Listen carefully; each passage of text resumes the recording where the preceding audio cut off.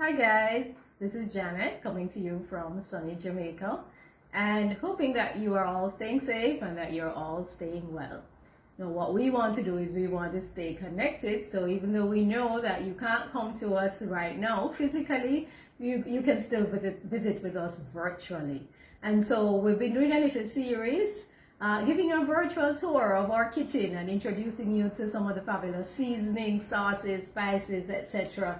that make up our wonderful Jamaican cuisine. Now, you probably saw a video a few days ago done by my co-director, co-partner, Anne, and she introduced us to some lovely pepper sauces that we found in our kitchen and some of the stuff that we use regularly. If you haven't seen that video, please do scroll back through our Facebook timeline, or you can go to our YouTube channel at Jamaica Culinary Tours and find that.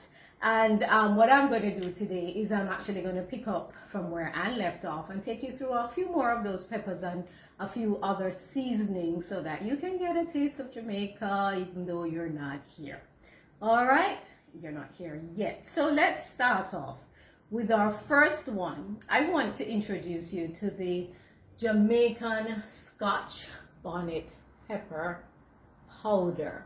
Now, Anne talks about this in her video, and you will remember she warned you, for those of you who are not familiar with it, this is a bad boy. This guy is serious. They say that the Jamaican Scotch bonnet pepper is actually 1,000 times hotter than the jalapeno pepper. Wow. Yeah, so that's hot. But for those people who love pepper, it is perfect. Now, of course, we have the actual pepper, but let's say that you don't have access to the pepper or you have run out of it. The Jamaican Scotch bonnet pepper seasoning or the powder makes a wonderful substitute. So, if you really like your heat, you're gonna do it quite liberally, and you're gonna put this in your seasoning for anything, yeah? So you're making, you're doing a nice pot roast, you're doing some jerk, you're doing baked chicken, whatever, and you want that pepper flavor, you go for a few flakes of this. I say a few flakes. If, like me, you really can't take a lot of heat, but if you love your heat, you can be quite liberal.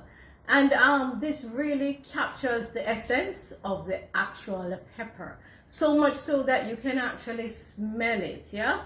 So if I do that, yeah, it's like I have the real pepper right there in my food. So this is a good one to pick up, your Jamaican Scotch bonnet pepper. So I'm gonna move on now, and let's talk a little bit about our curry.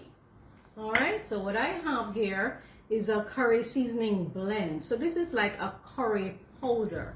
Now, if you know anything about our Jamaican history, in terms of our descent, you will know that we actually have a fairly large Indian population, and this comes from our history when the indentured laborers came to the island to work the plantation after slavery was abolished. And so the Indians play a huge role in terms of our cuisine and culinary traditions also. And one of the things that they brought to us was curry. Now, the curry here in Jamaica tastes a little bit different from the curry you might encounter, say, in Asia, and green curries and so on. This is a distinctly yellow curry. We use turmeric as a base, and like everything else in Jamaica, it carries a little bit of heat. So if you're doing your curry chicken, which is one of our favorites, you would season it fairly liberally with your curry powder. And of course, one of the big favorites is the curry goat. Yes, we do eat goat in Jamaica. No, it sounds a little bit, but think of it as lamb. Yeah. So curry goat is a huge favorite, and so you would just sprinkle or season your curry, your meat kind with the curry powder, and of course other seasonings, your onion, your thyme, your scallion, and so on. There are several brands. This one is Grace, but there are several brands that you can find on your supermarket shelves. So that's your curry powder. So let me move on now, and let's talk about an all-time favorite. This is your jerk seasoning. All right, pretty much everybody knows about jerk. And the jerk plays a special role in our history. We owe the introduction of jerk into our cuisine to the Maroons, and there's a whole history that goes with it, which I don't have time to tell you now, but we do talk a lot about it on our food tours. So now the jerk really comes in several forms. You can have it as a powder. I have it here as sort of like a paste, okay? And then for some manufacturers, they may have it in an even more liquid form.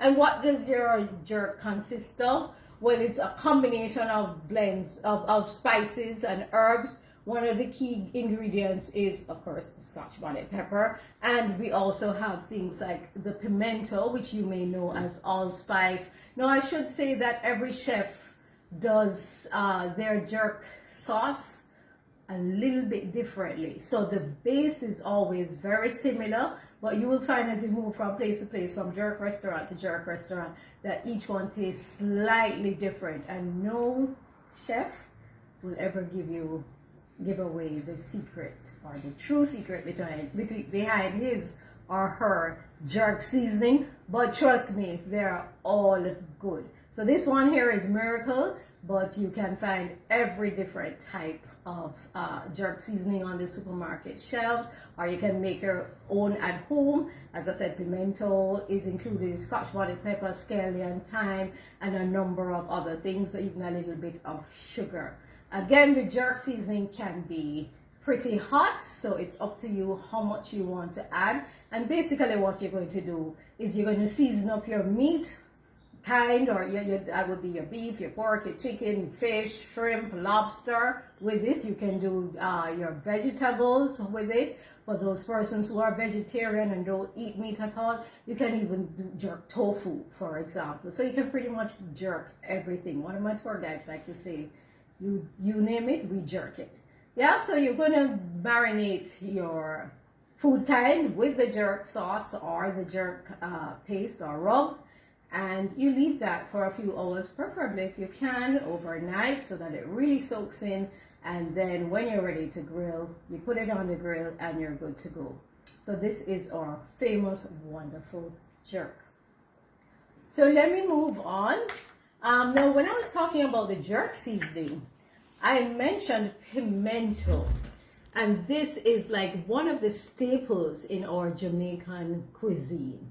All right, now the pimento, you may know it as allspice, and this has a lovely aroma. So it's just a small seed. I have an example of it here that I can show you. All right, you can see the seeds there, or I can put them in my hand. And so what I have here in my hand is a nice idea of the amount that we'd probably use. I use them when you're cooking soups or stews, and you just sprinkle a few of these in there. So for example, I was cooking chicken soup the other day, and I actually just boiling up the water before I put any of the ingredients in. I made sure to put in some scallion, a bit of thyme, and a few pimento seeds. And so that starts to give the water some nice flavor and the aroma. Then you add your chicken and you add whatever else, your vegetables, etc. And then just before you're almost done with the soup, maybe a few minutes out, I tend to add a few more pimento seeds to really just bring up the flavor even more. So that's your pimento, all right? And you can pick this up on any supermarket shelf, or of course, if you're in the market. Now let's move on. Here we have escabeche sauce. Now, escabeche here again is something that comes down to us from our ancestors. Again, if you know a little bit about our history, you would know that we were colonized by the Spanish even before we were colonized by the British. And so it is believed that escabeche is actually an adaptation of the Spanish tradition of ceviche. You can hear the similarity.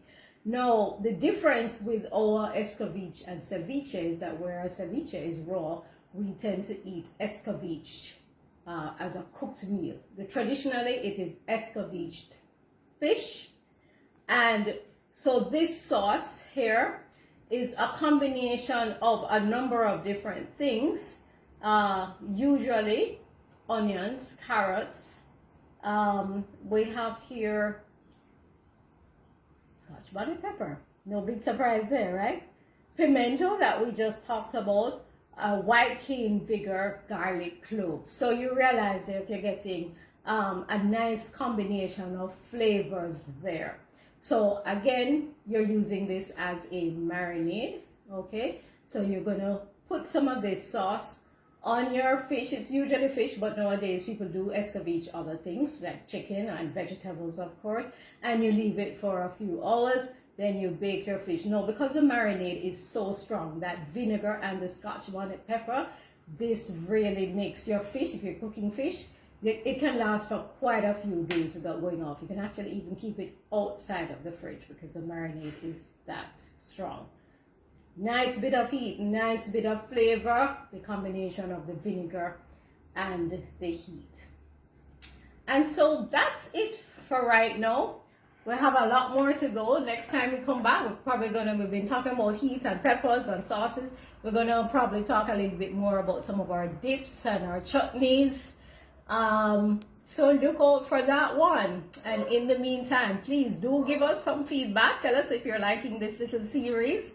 Tell us what's in your cupboard, in your kitchen cupboard. If you've been to the island or if you have Jamaicans who have gifted you with some of these sauces, tell us what you've experimented with and what you like the best. Remember, you can follow us on Facebook. We're on Twitter. We're on Instagram, and we have our YouTube channel. So please tap into that and spread the love, spread the word. All right, and we'll be back for another virtual tour as soon as we can. In the meantime, stay safe, stay well.